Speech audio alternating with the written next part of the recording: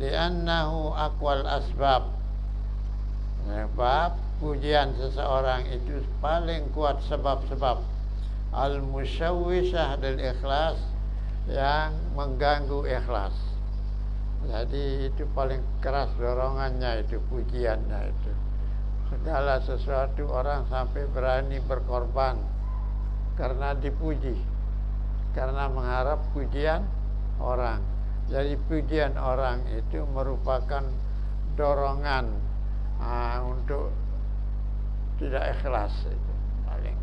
Itu sebabnya khusus disebut di sini. Pujian seseorang, karena itu menyebabkan itu yang penyebab yang paling kuat yang mendorong kita kepada riya atau tidak ikhlas. Wa qala al-Junaid, ini imam dari kalangan tasawuf ini, al-ikhlas tasfiyatul amal minal muqaddirat. Ikhlas itu ialah membersihkan amal-amal daripada yang mengeruhkan, yaitu daripada hal-hal yang mengganggu kerusakan amalnya itu, yang tidak menyebabkan tidak sempurna amalnya itu. Itu seperti ada itu ikhlas yang tidak jelas, itu tidak jelas. Jadi bukan karena dorongan manusia, bukan karena ingin dipuji, tetapi ada sebab-sebab lain. Umpamanya seperti sekarang karena mencari kedudukan atau mencari perlindungan dari seseorang pemerintah. Jadi perbuatan yang dilakukan itu terganggu, karena itu muqaddirat, termasuk yang mengeruhkan. Qala al-Fudail, ini berkata Fudail. Fudail ini asalnya kepala perampok. Fudail, tetapi setelah taubat dia itu menjadi wali besar dia. Taubat. Itu memang kerjanya dulu hanya merampok dia itu. Membegal orang dia. Tapi itu kehendak Tuhan ya. Meskipun begitu dia bisa menjadi wali besar. Apa kata beliau itu? Al-ikhlas dawamul muraqabah. Dawamul muraqabah artinya tetap mengingat Allah Subhanahu wa taala. Dawamul muraqabah. Itu sebabnya dalam ibadah itu terbagi 3 tingkat ya. Ada yang maqam musyahadah. Ya, itu seperti orang itu seperti melihat Allah. Artinya saking yakinnya itu seperti melihatnya, bukan dilihat ya. Seperti ka'annaka anta budallaha ka'annaka tarahu. Itu tingkat musyahadah. Tingkat yang kedua itu yang dinamakan tingkat muraqabah, yaitu dia yakin bahwa Allah melihat, tahu apa yang dilakukan segala gerak-geriknya. Itu namanya muraqabah. Jadi tetap dia itu menyadari bahwa Allah itu mengetahui, melihatnya apa yang dilakukan. Itulah ikhlas. Wa nisyanul hudus kulliha. Dan apa itu karena lupa bagian-bagian dirinya. Ini kalau ini ikhlas ya nisyanul muraqabah, nisyanul hudus. Artinya apa yang dibutuhkan oleh nafsunya itu. Nafsu itu kan masih butuh banyak macam yang dibutuhkan. Itu jadi sudah lupa itu kebutuhan dirinya itu. Itu ya yang sempurna. Wa hadza wal bayanul kamil. inilah penjelasan yang sempurna. Ini adalah hakikat ikhlas. Yaitu pertama, dia bahwa menginginkan sesuatu atau dia maksudkan sesuatu perbuatan yang baik itu semata-mata karena mengharapkan pahala daripada Allah Subhanahu wa taala. Yang kedua, dawamul muraqabah, artinya tetap mengingat Allah Subhanahu wa taala. Wal aqawil fi hadza katsiratun. Jadi pendapat-pendapat ulama di dalam ikhlas itu dengan ibarat yang berbeda-beda itu banyak sekali. Fala faidata fi taktsirin nakli, maka tidak ada faedah untuk memperbanyak menukil kaul-kaul ulama itu. Ba'da inkishafil haqaiq, ini setelah terbukanya hakikat. Jadi tadi itu yang disebut hakikat daripada ikhlas. Jadi Allah yuhibba ayyahmadallahu ayyahmada alaihi gairu ahadun. Ini hakikatnya. La yuhibbu ayyahmada alaihi ahadun, atau dawamul muraqabah, tetap ingat kepada Allah Subhanahu wa taala. Waqad qala sayyidul awwalin wal akhirin, telah berkata Rasulullah sallallahu alaihi wasallam, sayyidul awwalin wal akhirin sallallahu alaihi wasallam, iz su'ila anil ikhlas, tatkala beliau ditanya daripada ikhlas, faqala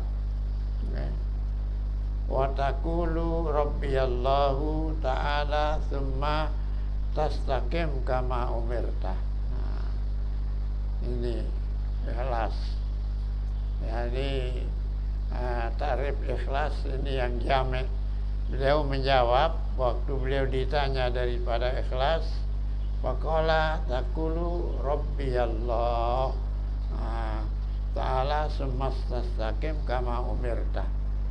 Kita itu mengatakan Allah itu Tuhanku, dan kita terus melaksanakan apa yang diperintah.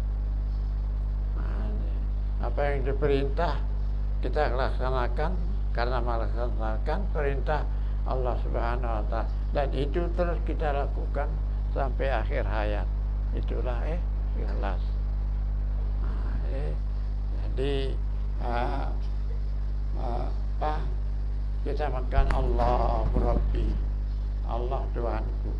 Kemudian beliau mengandung memiliki perintah dan larangan. Segala perintahnya kita lakukan karena Allah Subhanahu wa taala.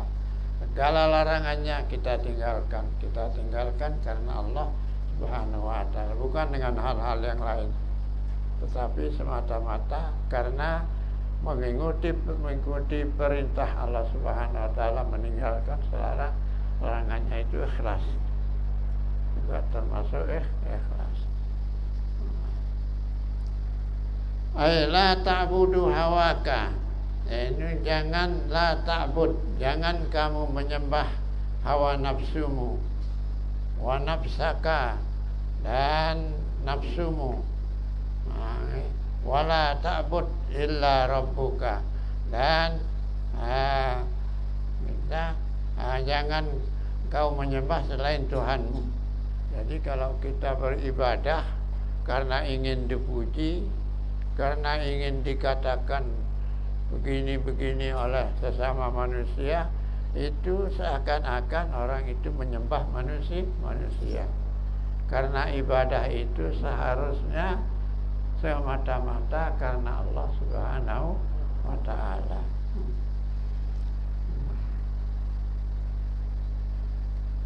Jadi tetap kita mengatakan raditu billahi rabban wa bil islami dina wa bi Muhammadin nabiyyan wa rasulah.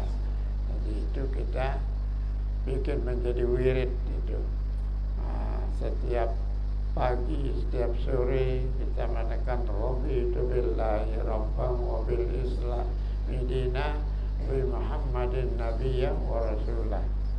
Jadi kita reda dengan segala takdirnya, kita perintahkan, kita lakukan segala yang diperintahkan karena mentaati Allah. Kita tinggalkan segala hal yang dilarangkan karena mentaati juga. Itulah juga mengandung pengertian ikhlas. Wa hadhihi wa tastaqimu fi ibadatihi kama umirta, dan kamu tetap istiqomah di dalam ibadahnya sebagaimana kamu diperintahkan. Seperti diperintahkan salat, kita salat karena perintah Allah, dan kita laksanakan sampai selama kita hidup. Itulah ikhlas. Itulah ikhlas. Wa hadhihi isyaratun ila qat'i kulli ma siwallahi an majran nazri. Ini semua sebagai isyarat untuk memutuskan segala selain Allah fi majran nazri, pada perjalanan pandangan.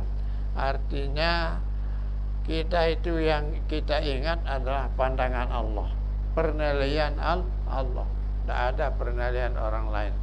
Terserah orang itu mengatakan kita bagaimanapun, mengatakan kita riya dan sebagainya, tapi yang penting Allah yang menilai, yang lebih tahu apa ikhlas ataupun tidak. Jadi kita putuskan yang lain, terserah itu. Jadi kalau karena penilaian orang, malah banyak orang-orang sufi yang kelihatannya seperti melakukan suatu kesalahan secara syariat. Ada katanya seorang sufi dihormati, diziarahi, ditabarruk, orang datang ramai, timbul perasaan riaknya itu, merasa ujub, timbul ujub dan sebagainya. Lalu sengaja dia itu intip orang perempuan mandi dia. Perempuan mandi itu diambil pakaian-pakaiannya itu, diambil, dilarikan ke rumahnya. Ya, dikerumuni orang, ribut, ya, sampai dipukul. Desa ini pura-pura saja dia ini berbuat amal seperti wali, ya. Tapi kenyataannya perbuatannya seperti ini, ya. Tidak ada orang yang senang, tidak ada orang yang mendekatinya lagi. Jadi orang sudah menilainya sudah jelek. Tetapi dia merasa tenang, sudah tidak perlu saya penilaian sama manusia. Yang penting Tuhan yang tahu. Itulah yang betul-betul ikhlas. Kalau kita kan ingin dipuji, ingin dinaikkan di koran, disebut di radio, di TV dan sebagainya, itu belum ikhlas itu, ya. Dari ikhlas itu memang sulit, ya, untuk ikhlas. Sehingga dalam hadis tasawuf, al-awam la ya'riful ikhlas. Orang awam seperti kita ini tidak mengenal ikhlas, karena kita belum memiliki ma'rifah yang benar-benar. Jadi segala perbuatan yang kita lakukan lebih banyak kita menoleh kepada sesama manusia. Itulah kita. Tapi kan kalaupun begitu, ya kita minta tetap, ya Allah, Allahumma inna nas'aluka al-ikhlas wal istiqomah. Tetap mohon ikhlas dan istiqomah, ya.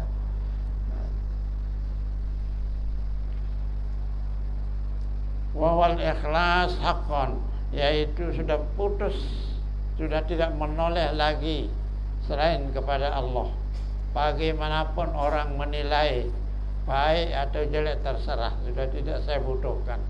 Yang dibutuhkan hanya penilaian Allah. Wa huwal ikhlas haqqan. Itulah ikhlas yang benar-benar ikhlas ya. Wadidul ikhlas ar-riya. Sekarang lawan daripada ikhlas itu riya. Artinya bukan karena Allah.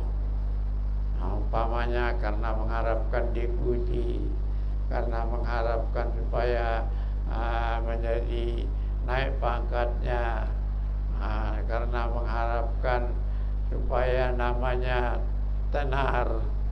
Itu sudah macam-macam niatnya. Itu riya. Apa riya itu?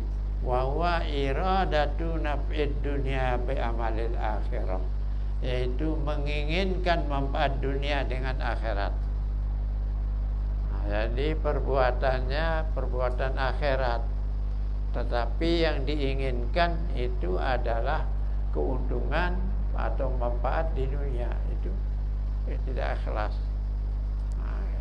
Orang siapa yang mencari dunia dengan perbuatan akhirat tidak akan mencium bau surga. Itu sulit itu. Apalagi akan masuk mencium baunya dari 500 tahun sudah berjarak 500 tahun sudah ada baunya. Jadi dia baunya juga tidak dapat, apalagi akan masuk. Orang yang mencari dunia dengan amal akhirat yang sulit sekali, amal akhirat. Umpamanya dia mengajar, beribadah dan sebagainya karena mengharap pengaruh, mengharap pujian-pujian dari orang banyak. Nah, itu wa iradatu naf'id dunya bi amalil akhirah. Jadi yang diniatkan, yang diinginkan adalah faedah atau manfaat yang terjadi di dunia. Surmar riya dorbani. Kemudian riya itu ada dua bagian. Riya'un mahdun wa riya'u takhlidin. Ada riya semata-mata, ada riya takhlid. Jadi ada riya yang 100% riyanya, ada yang campur, ada maksudnya tujuannya karena Allah 70%, tapi ada niatnya 30%, supaya dilihat, diketahui oleh sesama manusia. Itu masih campur. Kalau yang mahdun itu sudah 100%, umpamanya dia salat karena orang, ya kadang-kadang salat tapi tidak wudu. Itu kan dia 100%. Kalau tidak ada orang dia tidak salat. Kalau ada orang baru dia salat, tapi pura-pura. Itu ya 100% itu mahdun itu ya. 100% ya. Fal madu anturi dabihi naf'ad dunya la ghairu. Maka yang semata-mata, yaitu riya yang semata-mata engkau inginkan dengannya naf'ad dunya la ghairu. Manfaat dunia tidak ada lain. Jadi semata-mata dia pura-pura umpamanya jadi pejabat. Dulu ada itu pejabat yang sebenarnya dia tidak betul-betul muslim, tapi dia sengaja naik haji, haji ibadah, supaya kedudukannya itu utuh. Itu mahdun itu ya. Anturi dabi naf'ad dunya la ghairu. Wa takhlid anturiduhuma. Jadi kalau takhlid campur dua-duanya. Ada ikhlasnya ada, riyanya ada. Kalau sama-sama 50% itu tidak ada dapatnya itu. Karena sama-sama. Ikhlasnya dengan riyanya sama-sama. Tapi kalau ikhlasnya lebih banyak 70%, riyanya 30%, ya ada sisanya. bisa itu umpamanya kita kita sholat ya. Kalau biar ndak ada orang tahu, ndak ada orang melihat, ndak berani ndak sholat. Nah itu kan ndak 100% madun. Tapi kalau ada orang ya pura-pura dia itu cara sholatnya lambat, baik, supaya dikatakan, supaya dipuji orang. Nah itu masih campur itu, campur.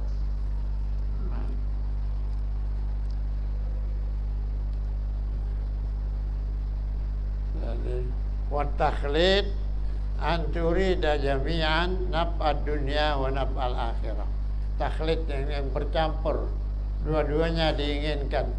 Ada niatnya manfaat akhirat, tapi ada niatnya manfaat dunia juga. Nah ini yang bercampur. Nah itu tergantung percampurannya. Kalau lebih banyak campurannya ya tidak dapat ya. Dapat pahala, jadi gugur pahalanya.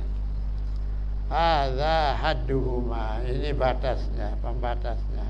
Wa matasiruha, apa akibat pengaruh daripada riya itu. Jadi pengaruh daripada ikhlas itu. Tasiruhuma. Fa inna ikhlasul amali an taj'alal fi'la qurbatan. Ikhlas amal, bahwa engkau menjadikan amal itu perbuatan qurbah ibadah. Wa amma ikhlasu talabil ajri fa anta ja'alahu maqbulan. Nah, jadi dua macam kan ikhlas itu ya. Ikhlasul amali, ada ikhlasul talabil ajri. Jadi sama-sama ikhlas ini.